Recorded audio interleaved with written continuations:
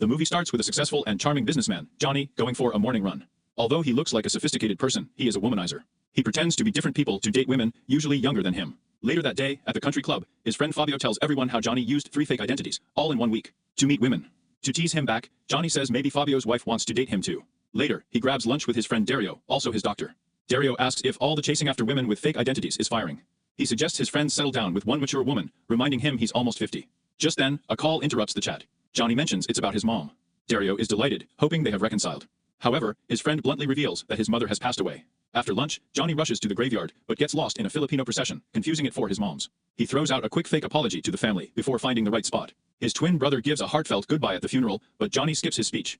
While explaining his late arrival for the ceremony, he uses sweeping gestures to refer to Filipino people who usually work as maids, revealing that he's also a bit of a racist. After the funeral, Johnny's brother gives him their mom's house keys. Inside, family photos make him slightly emotional as he sits in her wheelchair. Soon enough, he switches on her old radio and begins grooving to a song. Then, a young beauty named Alicia sneaks in, starting him.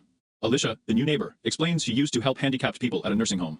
Seeing him in the wheelchair, she volunteers if he needs anything. Johnny, a ferocious player, immediately starts faking being disabled. The next day at work, we see his ruthless businessman side as he tears into his team during a meeting. He reminds them that his sneaker company, High Speed, sells a lifestyle, not just shoes. The new intern, Julia, proposes diversifying marketing with Paralympic athletes to connect with disabled customers. In response, Johnny scoffs, saying his clients are Instagram influencers, not disabled people who barely use one pair of shoes their whole lives. Trying to set an example, he then fires Julia on the spot. After the meeting, Johnny gets a bag of old clothes from his assistant, Luciana, and rushes back to his late mother's home. Using his fake handicap, he guilt-trips Elijah into accepting an offer for coffee in his kitchen. While talking to her over coffee, Johnny learns she's more into a single, fun life than serious relationships. Slowly, he realizes she's into outgoing, healthy, and wealthy guys, and his middle-class disabled act seems to backfire. Just as Alicia leaves after coffee, Johnny sees his chance slipping away. He calls out and reveals himself to be the owner of High Speed, with 148 stores across Europe and a huge villa. Slightly taken aback, Alicia instantly changed her tune and invited him to her country house for lunch next Sunday. On Sunday, he arrives at the address but decides to park far away. Seeing the clouds gather, he puts on a raincoat and carefully wheels himself to the house. Inside, he meets Alicia's family, her grandmother, who is on oxygen support, her brother, and her parents. Then Alicia's sister Kiara arrives in a car. He's excited by her beauty, but sees she uses a wheelchair too. Finally, he understands why Alicia invited him to set him up with her disabled sister and not herself.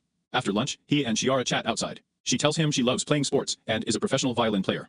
Uninterested but trying to be civil, he nods without adding anything from his side.